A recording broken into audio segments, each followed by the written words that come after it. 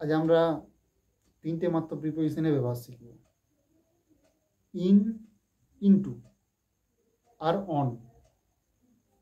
আচ্ছা, ইন কোনটা? আমি বর্তমানে রুমের মধ্যে বসে আছি, বা আমি বর্তমানে রুমে আছি, কি হবে? I am in the room. কিন্তু যদি বলি যে আমি রুমের মধ্যে প্রবেশ করছি, তখন কি হবে? I am entering into the room. এখানে ইনটু কেন ব্যবহার হলো?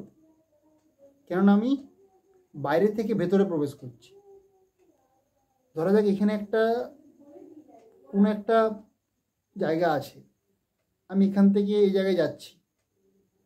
এই যে আমি এটা বাইরের জায়গা, সরি, এটা বাইরের জায়গা, এতটা পর্যন্ত বাইরে, এর থেকে আমি ভেতরে ঢুকছি। তাহলে কি হচ্ছে? বাইরে থেকে ভেতরে প্রবেশ হচ্ছে, মানে ইনটু।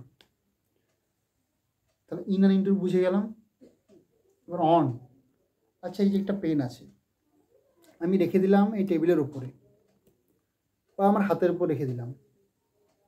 দ্য পেন ইজ, কলমটি হয় অন মাই পাম। তাহলে এটা আমার কোথায় আছে? হাতের তালুর ওপরে আছে। The pen is